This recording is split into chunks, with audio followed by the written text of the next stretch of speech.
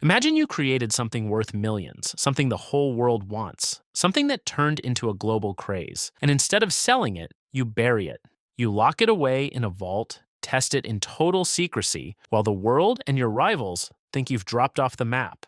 You just created the hottest pepper on the planet, and you decide not to tell a single soul. Why? Because you've been screwed over before. This is the story of Ed Curry and the obsession he kept hidden for an entire decade: Pepper X. Today, we're going to figure out why that was actually a genius move and what happens when someone decides their own body doesn't deserve any peace and quiet anymore. But before we get to Ed's biological weapon, we need to rewind even further. We need to talk about a guy named Wilbur Scoville. 1912. This man decides the world needs a scale to measure how much a pepper makes you cry. And his method was bizarre. He'd take the pepper extract, dilute it in sugar water, and keep handing it to a panel of tasters until nobody could feel the burn on their tongue anymore. Seriously, that was it. Real science conducted literally on volunteers' mouths. Today, the process is safer. Now they use something called liquid chromatography, which measures the exact amount of capsaicin without making anyone cry. But the question underneath it all is still the same. Why would an animal that should, by instinct, avoid pain turn the chemical equivalent of pepper spray into a weekend hobby? The answer is sitting in your own head, more specifically in your endorphins. Pepper tricks your brain. When capsaicin touches your tongue, your body reads that as a real burn, so it releases a wave of endorphins to help you push through the pain. And that wave is exactly what creates that rush of euphoria right after the initial shock. It's basically your body trying to save you from something that technically isn't even dangerous. Pepper X takes that whole mechanism and pushes it to a point that borders on total system failure. And that trick your brain plays on you is exactly why an entire industry exists around pain as entertainment. Hot sauce challenges, wing eating contests, spicy food festivals, all of it runs on the same loop. Burn, panic, rush, repeat. Your body keeps falling for it every single time. And companies figured out decades ago that they could bottle that exact feeling and sell it back to you. Except Ed Curry didn't start with Pepper X. He started with the Carolina Reaper. Back in 2013, that pepper was a worldwide phenomenon. It clocked in at 1.64 million units on the Scoville scale. To put that in perspective, a regular jalapeno sits around 5,000 units. The Reaper was over 300 times stronger than that. The world went crazy for it.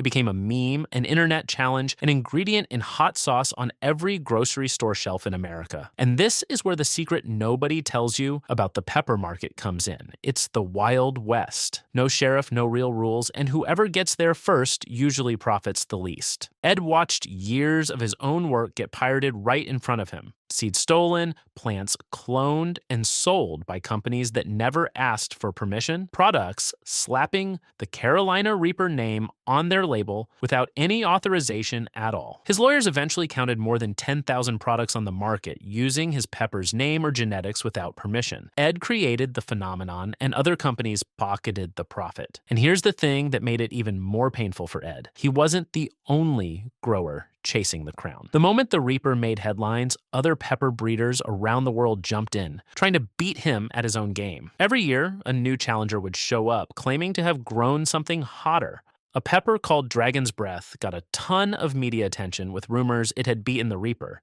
but it never went through official Guinness testing, so the record stayed put. Meanwhile, hot sauce brands were slapping words like extreme and ultra hot on bottles that weren't even close to the real thing, just riding the wave of attention the Reaper created. So Ed wasn't just watching his own work get copied, he was watching an entire industry turn his invention into a marketing gimmick, while nobody, including him, actually had anything that could dethrone it for real. That's the moment he realized something brutal.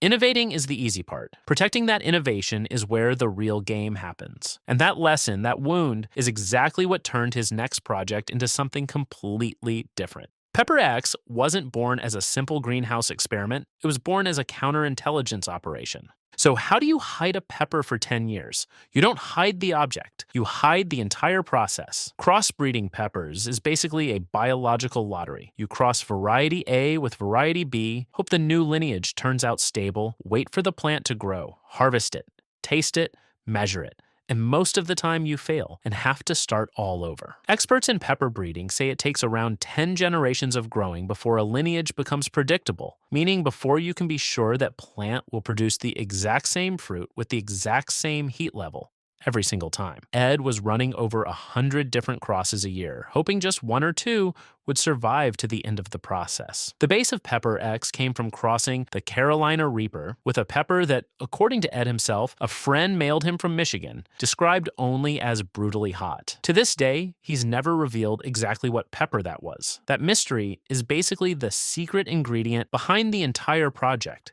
and the secrecy didn't stop at the genetics. After finally getting his hands on something promising, Ed spent another 5 years just testing it, documenting every generation, every plant, every heat level, proving to himself, before proving to any official institution, that this wasn't some random one-off freak fruit, but an actual stable new variety. While competitors were rolling out peppers that were just a little spicier than last year's trend, Ed was in total secrecy, refining an edible chemical nightmare. He wasn't competing in the pepper market. He was operating in a completely separate reality, building a weapon that, once released, would make everything that came before it obsolete overnight. And then came the reveal. But that reveal wasn't just about winning a record. It was about humiliating the entire competition. In August of 2023, Ed sent samples to Winthrop University in South Carolina for official lab testing. The results came back, and they were almost hard to believe. Pepper X registered an average of 2.693 million Scoville units. It's not just a little hotter than the Carolina Reaper. Some early tests even showed peaks up to 3 times the strength of the Reaper itself. To put that into something more familiar, the pepper spray police officers carry usually sits around 1.6 million units. Bear spray, made to stop a full-grown bear in its tracks, sits around 2.2 million. Pepper X beat them both. On October 9th, 2023, Guinness World Records made it official. Pepper X was crowned the hottest pepper on the planet almost exactly 10 years after the Carolina Reaper had earned that exact same title. And here's the scientific part that explains why this isn't just some overhyped food challenge. Capsaicin at that concentration triggers a massive inflammatory response in the body. It's not just a burn, it's your survival system being tricked into believing you're literally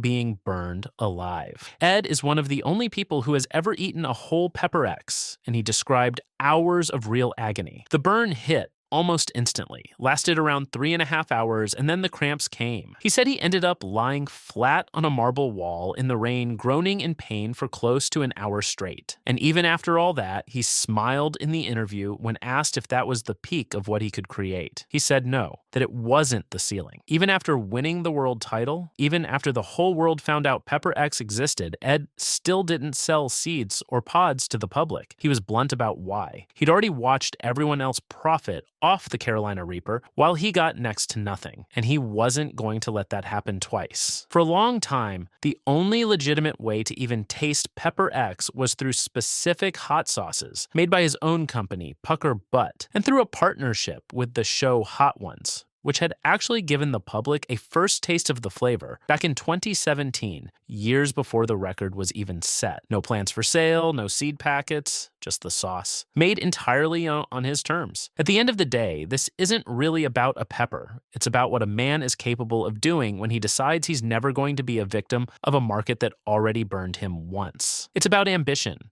secrecy, and the real price of pain. The question left standing is, was it worth it? For Ed, absolutely. He got the control he lost with the Reaper. He got the world title. And the rest of us just got one more excuse to suffer for fun. But what about you? What's the most bizarre thing you've ever eaten and instantly regretted? Tell me in the comments. And if you like finding out what's really behind the things you eat every day, hit subscribe.